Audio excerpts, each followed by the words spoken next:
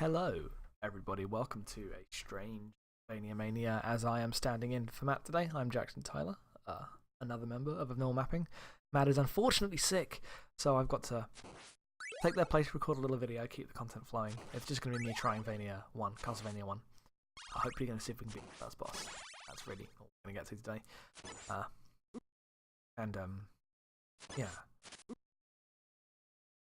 Gotta do a little yawn. Because it's Boxing Day, 26th December. I've only slept for like 4 hours last night. When I'm back home, I wasn't at home on Christmas, but I'm back home now. I can record this video. Say hello to the world. Hope everyone's doing okay. Wish Matt a speedy recovery for 2016, the year Abnormal Mapping takes over the world. A joke, but I also hope so.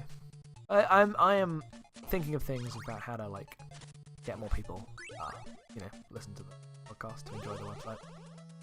But it's always a tension that we've had running the site because we're not super popular, but we've been around for a while now, so that we're established among certain Twitter groups.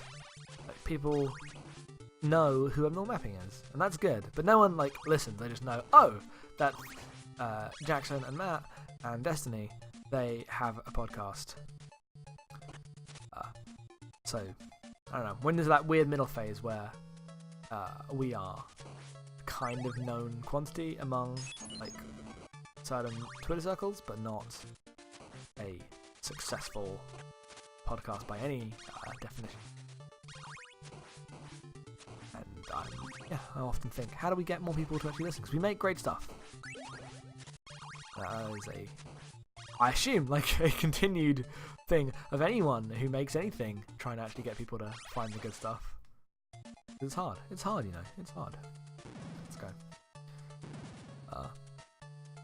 You're probably going to see less writing from me next year. I did a lot of writing this year, mostly because I was unemployed. Now I'm a student, so I don't have the time that I had while I was unemployed to just crank up writing about video games. But also, I want to write different things.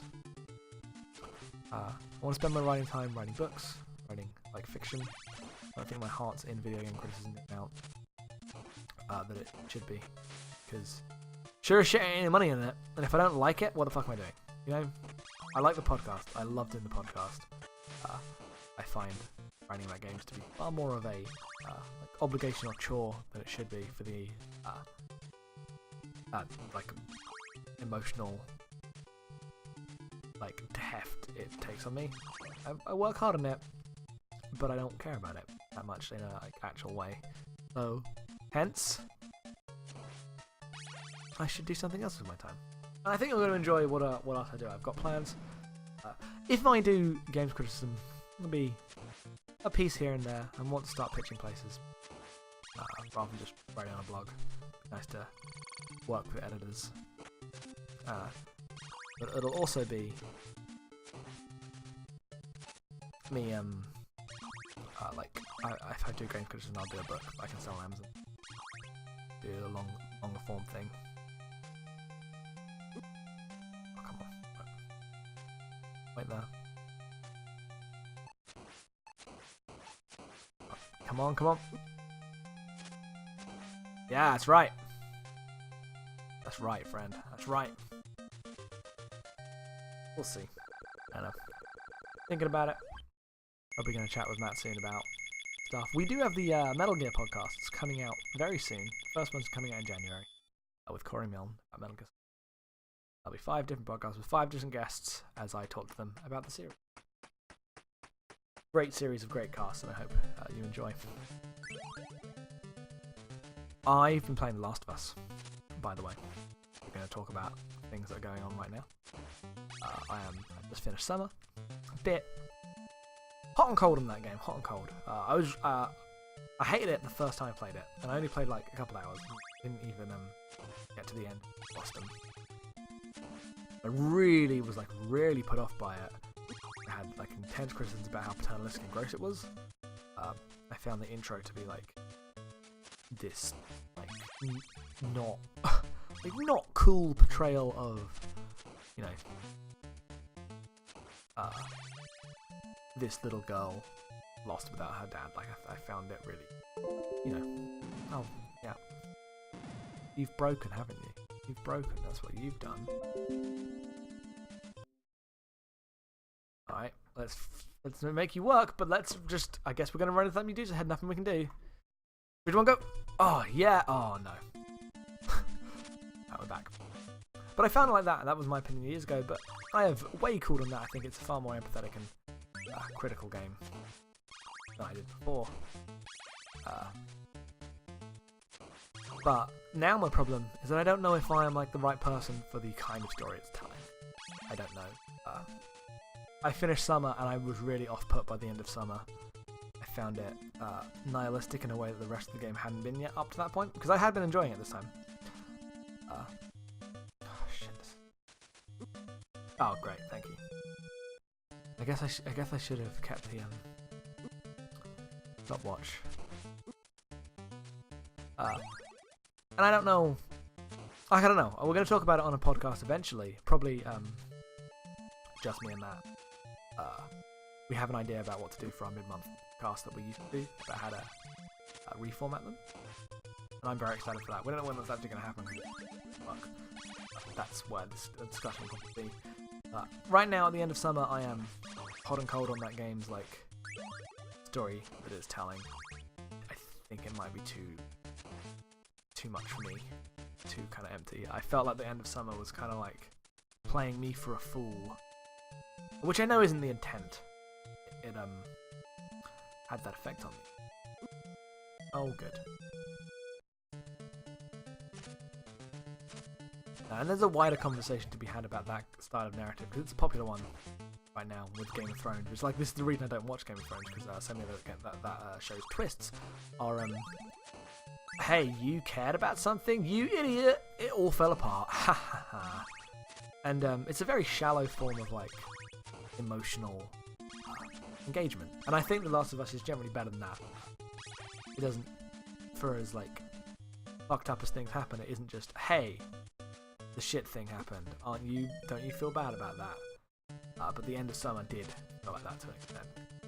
But, like, I guess not in a necessarily bad way. I just don't think I was like shocked at my TV, like in tears at the end of the Summer, like suddenly, like everything was kind of tense and sad, but I was just like bawling, like bam.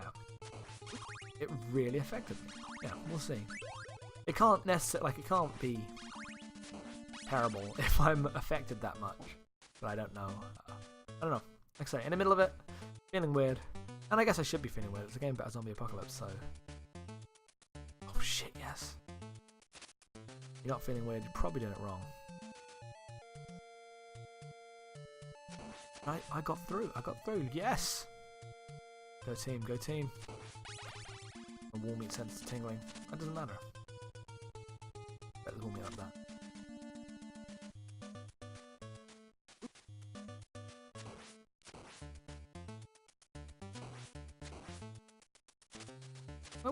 My warming sensors have lied to me. Let me down. Let me down. Oh. Oh, yes. Stopwatch, very helpful. Very helpful thing. Oh, good.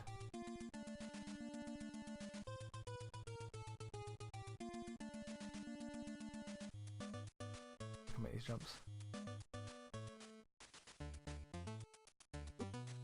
Right. That's fine. Let's go. Oh, we're in. We're in. We're in. Good, good, good. Look at that. Well done, team. Well done, team.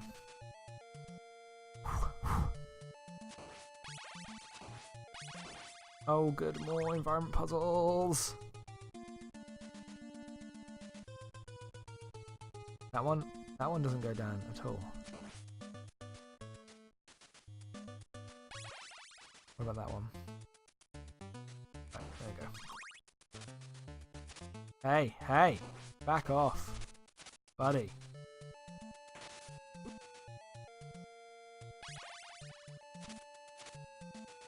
I think that improves how much health I lose per hit. Let's go. Here we go.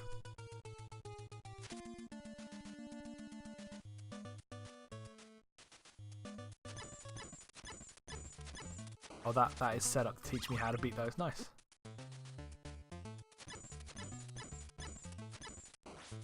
Nice. Made it through there. Look at that. Dun, dun, dun, dun, dun. Go away. Go away. Dun, dun, dun, dun. Trying to think of something else to talk about. Not really much going on.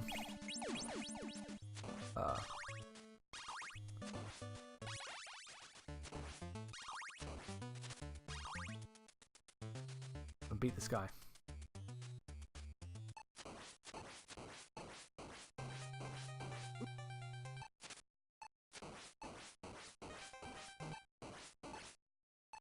By which I mean I'm gonna abuse the stopwatch again. There must be some bosses that don't just let you do that. Because that seems like a real oversight if I can do that on every boss. Alright, let's keep moving.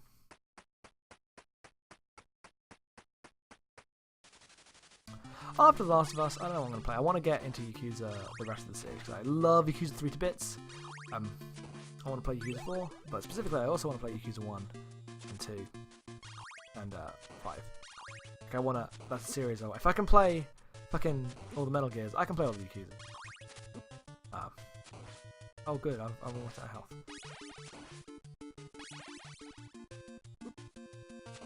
I also know, on that note, that I need to start watching more anime.